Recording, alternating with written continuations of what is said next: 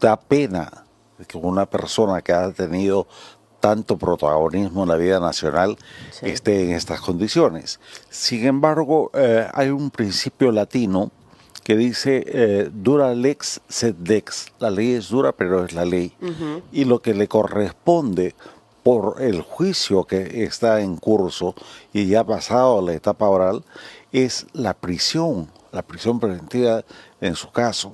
Pero ya tenemos a nuestro siguiente invitado. Él es el doctor Hugo Guerra, periodista, economista, abogado. Buenos días, estimado. Un gusto tenerlo en Tendencias. Buenos días, encantado de estar en Betel. Muchas gracias. Primero vamos a analizar el tema de Alejandro Toledo, que ha estado en Tendencias, y también vamos a estar hablando acerca de el retiro de la AFP, que también es un tema muy interesante a tratar, a los peruanos les interesa mucho.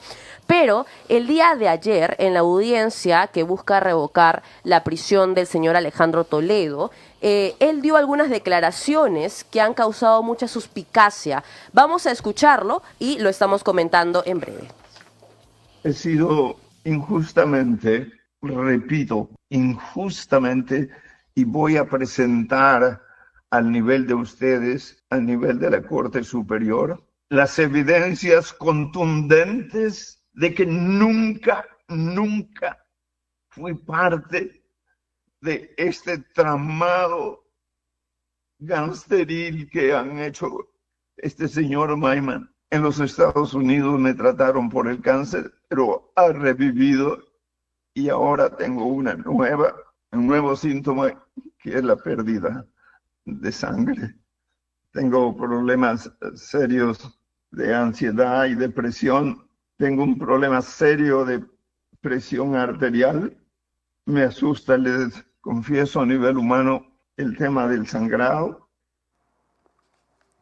Bien, esas han sido las declaraciones del señor Alejandro Toledo, de 78 años, expresidente de la República, en el proceso que busca revertir la condena de 20 años y 6 meses de prisión por delitos de colusión y lavados de activos vinculados con el caso Odebrecht. ¿Cuál es su lectura, doctor Guerra, con respecto a las declaraciones del señor Toledo, que ya lo vemos bastante desgastado, anciano, y realmente estas declaraciones tocan fibra, ¿no? O sea, uno lo escucha y dice, wow, pobrecito, algo similar a lo que está pasando con el señor, o con lo que pasó con el señor Fujimori. Pero realmente esa situación humanitaria en la que se encuentra, ¿le permitiría algún beneficio penitenciario? A ver, desde el punto de vista humano, todos tenemos que tener solidaridad con las personas que están en situación lamentable, extrema. Da pena que una persona que ha tenido tanto protagonismo en la vida nacional Sí. esté en estas condiciones. Y por supuesto, desde el punto de vista espiritual, tenemos que rogar, invocar para que tenga estabilidad y que pueda mejorar. Sin embargo, hay un principio latino que dice dura lex sed lex. La ley es dura, pero es la ley. Ujú. Y lo que le corresponde por el juicio que está en curso y ya ha pasado la etapa oral es la prisión preventiva en su caso. Y tiene que afrontarla aún dentro de estas condiciones de salud. No es la primera oportunidad que hay prisioneros que están tan deteriorados. Ujú. Recordemos, el propio expresidente Alberto Fujimori también tenía cuadros de descompensación bastante llamativos, graves, pero seguía encerrado. Y esa es la ley. Ahora, no le corresponde una acción de habeas corpus por motivos de salud. Tendría que estar realmente ya en una situación terminal como para ser sujeto de un beneficio penitenciario así. Y en lo sustantivo del proceso, hasta ahora no ha demostrado su inocencia. Entonces, La ley tiene que Que cumplirse, así es. La ley es dura, pero como usted dice, la ley es la ley y aplica para todos. Ahora, algo también curioso de lo que él dice es, nunca fui parte del tramado gangsteril que ha hecho el señor Maiman, ¿no? Por ello. Y recordemos que el fallo, y lo voy a citar, el fallo leído por la magistrada Inés Rojas lo que dice es, el señor Toledo se coludió con particulares interesados como Odebrecht para que, mediante una coima de $35 millones, se otorgue a la empresa brasileña la licitación de la construcción de los tramos 2 y 3 de la carretera interoceánica, causando perjuicio al Estado. Además, convenció a su amigo José Maiman, empresario israelí fallecido, de que fuera su intermediario y reciba a través de sus empresas creadas la coima de Odebrecht. Entonces, teniendo en cuenta las acusaciones en contra de él, las pruebas sólidas jurídicamente hablando, ¿usted le cree al señor Alejandro Toledo? ¿Cree que realmente sea inocente? A ver, el señor Joseph Maiman, a quien conocí aquí en el Perú, en la comunidad judía, realmente hizo un descargo e hizo declaraciones bastante sólidas sobre su participación en, en el caso. Y él mismo se autoinculpó y ofreció pruebas de cómo había sido todo el tramado de la corrupción con Odebrecht. Entonces, lo que dice ahora el expresidente Toledo es simplemente un descargo de parte en el que da vueltas y vueltas, pero no logra demostrar ni inocencia ni ausencia de los delitos. Por eso es que la sentencia de la jueza es sólida. Y eso es lo que explica la carcelería. Analizando entonces nuestro sistema judicial, Alejandro Toledo terminaría sus días en prisión porque la condena de él es más de 20 años. Entonces, lógicamente, no va a durar el tiempo de la condena, lógicamente, pero ¿lo terminaría entonces en prisión? Probablemente, probablemente. Y eso, la injusticia rigurosa, es lo que le corresponde.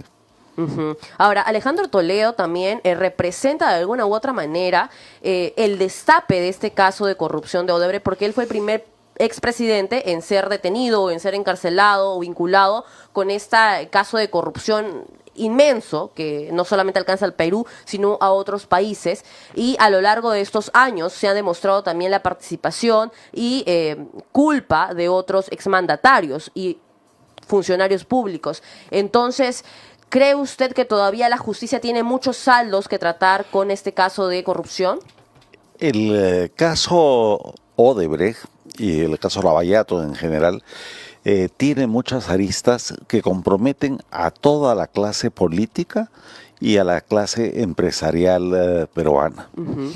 Lo que estamos viendo es simplemente lo más aparatoso del expresidente Toledo, pero también está el expresidente Kuczynski, está el expresidente Ollanta Humala, y está todo el Club de la Construcción, está también el expresidente Vizcarra, todos vinculados a un caso escandaloso que derivó en un acuerdo de la Fiscalía que podemos calificar como un acto de traición a la patria que tiene que ser finalmente esclarecido.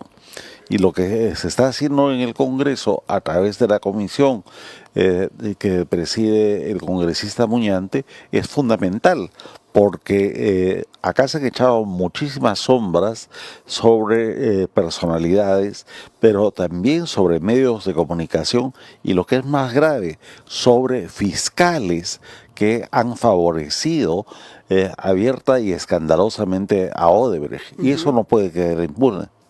Claro que sí, la justicia tiene una gran responsabilidad de por medio que todavía tiene que saldar. El INPE también salió a dar declaraciones indicando de que el señor Alejandro Toledo se encuentra estable, sus términos de salud a lo mejor no son los mejores, también propio de su edad, de la enfermedad que tiene, pero se encuentra estable. En un extremo muy lejano que yo no veo habilitado, pero lo vamos a considerar, ¿cree usted que podría solicitar algún indulto presidencial?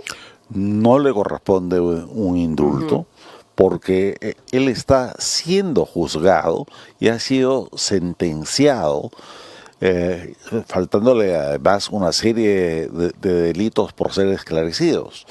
Y las condiciones que tiene de carcelería son francamente privilegiadas. El local de la DINODES es un local bastante acomodado como para una persona que ha tenido el rango de jefe del Estado. Entonces, por supuesto, todo tipo de prisión es incómodo, doloroso, oprobioso, pero es lo que corresponde. Ahí yo no veo una posibilidad de indulto y mucho menos de amnistía. Lo que corresponde es que cumpla su sentencia. Así de duro es. Por último, con respecto al caso del señor Alejandro Toledo, ¿estaríamos frente a un intento nuevo de manipulación por parte del expresidente Alejandro Toledo, teniendo en cuenta que el perfil de las personas que están vinculadas con corrupción, es decir, de criminales, de una mente criminal, es estar muy relacionados con la mentira, ¿no? Y con el arte del engaño, de la manipulación? Ni siquiera te das cuenta cuando sigilosamente están mintiéndote o están engañándote. ¿Estaríamos en ese caso frente a ello? A ver, lo que es claro es que este tipo de casos judiciales son jurídicos, pero también son políticos.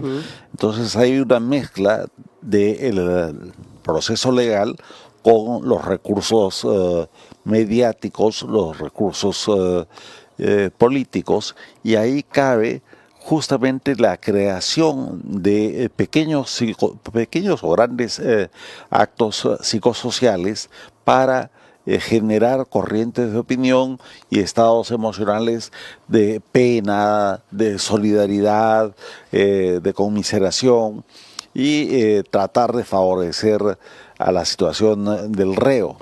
Y en el caso de Alejandro Toledo, ya hemos visto que su defensa ha recurrido permanentemente al tema de la enfermedad, pero cuando habla Toledo, si bien es lamentable su estado, porque objetivamente uno lo puede notar como alguien que está deteriorado, sin embargo, tiene conciencia. Claro, está lúcido. Está lúcido, tampoco está en una cama con oxígeno o con un respirador artificial.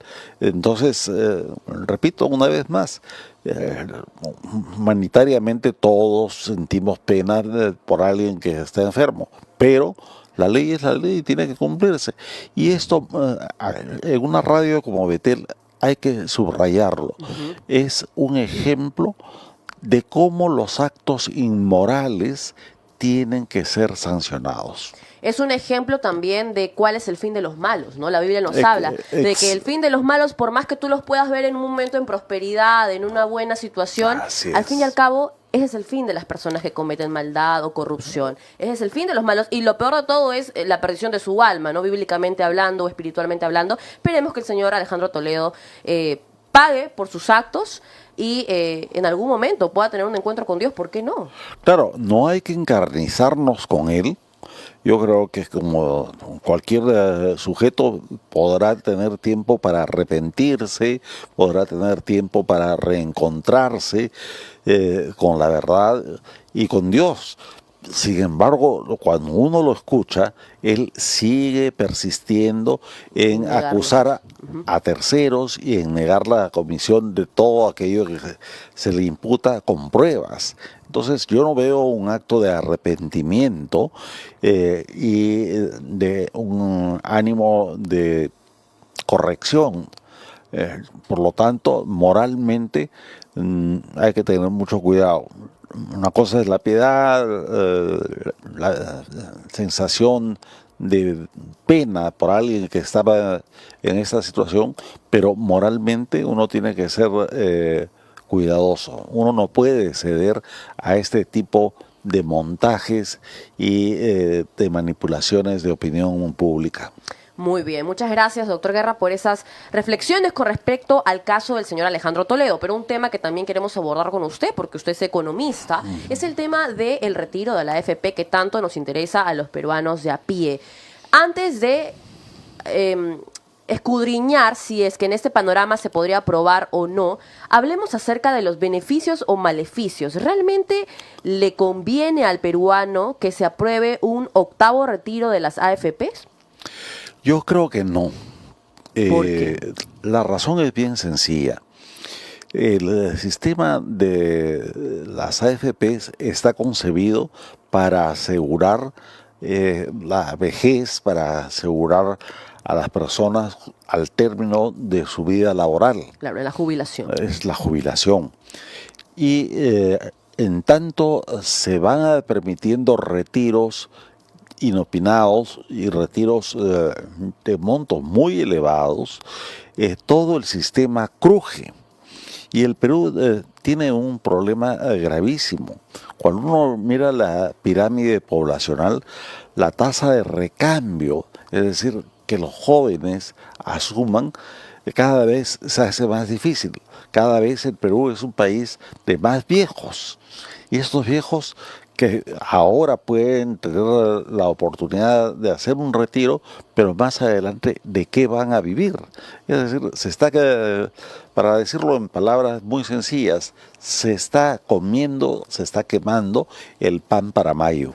Y eso sistemáticamente va a hacer un daño enorme a la sobrevivencia de un segmento poblacional muy alto.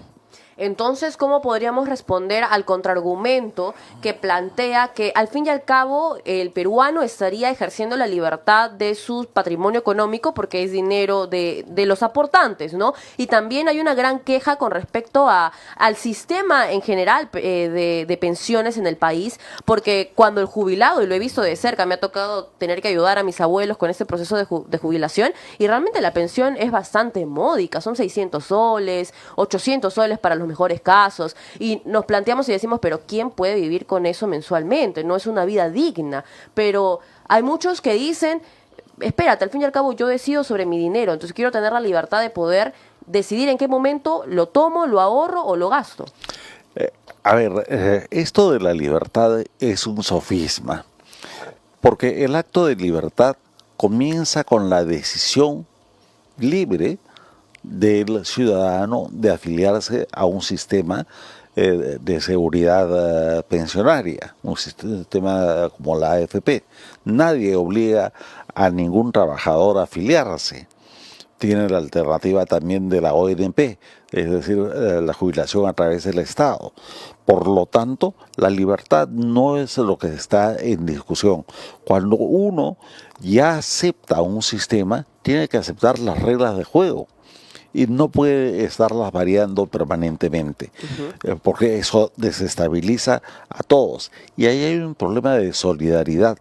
Si, por ejemplo, tú y yo estamos en la AFP y yo decido retirar, al final también te estoy haciendo daño porque el sistema ya no va a ser tan rentable para ti. Es decir, solidaridad social es la base de un sistema como el de las AFPs. A las AFPs hay que pedirles eficiencia, hay que pedirles rentabilidad, hay que pedirles que reduzcan sus utilidades, que no tienen mayor sentido, y hay que pedirles que reduzcan sus costos. Pero lo que no podemos decir es, por un acto de mi libertad, hoy quiero tener mi plata aquí y mañana quiero retirarla. Así no juega ningún sistema ordenado de economía en el mundo. Entiendo la necesidad de algunas personas de utilizar ese dinero para saneamientos económicos, pagar deudas, en fin, para todas las necesidades que puedan haber. Pero no es sano para la economía nacional y no es sano para las personas mayores que se desestabilice a las AFPs ahora. Justamente el día de mañana, que es miércoles 20 de agosto, el congresista Víctor Flores va a estar sesionando acerca de este caso, y también hay otras bancadas que están tras la aprobación, como es la bancada de Perú Libre y la bancada de Podemos, ¿no?, que están a favor y que han presentado diferentes sustentos que permitirían un retiro o que solicitarían al Congreso un retiro de las AFP. Yo estaba en la mañana revisando data y cerca de 6 millones de peruanos o de los contribuyentes tendría en su fondo menos de 2 UITs y hasta una UIT. Lo que es nada. Claro, lo que significaría muy poco, pero ¿qué nos refleja esto entonces? Hablando de las pensiones de los aportantes, o sea, si lo retiran inclusive esto poquito que tienen, eso quiere decir que cuánto tiempo les va a tomar volver a robustecer ese fondo y luego cómo va a impactar en su jubilación. Ahí hay dos consideraciones. Una técnica, el plazo de renovación de fondos puede tomar entre 5 y 10 años. Es decir, lo que ahora se retira para recuperarlo al monto equivalente puede tomar 5 a 10 años, dependiendo el tipo de fondo en el que estés. Pero hay una consideración política. ¿Quiénes son los que están a favor de liberalizar estos retiros? Son partidos y congresistas que son populistas o que pertenecen al sector de la izquierda marxista. Y son aquellos que no creen en el sistema de pensiones privadas, que quisieran hacer una reforma para que solo el Estado, que históricamente ha fracasado en este tema, asuma el sistema pensionario. Entonces, políticamente tenemos que rechazarlos. Bien, doctor Hugo Guerra, nos ha quedado corto el tiempo, pero me gustaría escuchar sus reflexiones finales, por favor. Mi reflexión final es sobre la necesidad de tener estabilidad, no solamente política, sino económica. El Perú está pasando por una situación bien curiosa. La semana pasada fue francamente muy positiva porque logramos derrotar al progresismo, al sector caviar y al sector comunista, con la ley de amnistía para policías y militares. Logramos, en fin, cosas muy importantes que están quitándole poder a toda esa mafia que se opone a la libertad política y social. Y la economía está funcionando bien. Entonces, estos avances, que son por lo menos simbólicos frente a la situación anterior, debemos cuidarlos. Y debemos tener mucho cuidado, mucha precisión en movidas como esta de las AFP, que no solamente son para la gente que puede acceder a unos pequeños fondos de sus ahorros, sino que dañan a todo el sistema económico. Cuidemos la estabilidad política y económica. Ese sería mi mensaje. Muchas gracias, doctor Hugo Guerra, abogado, periodista y economista, por habernos acompañado y por habernos también dado su análisis con respecto a este tema tan interesante.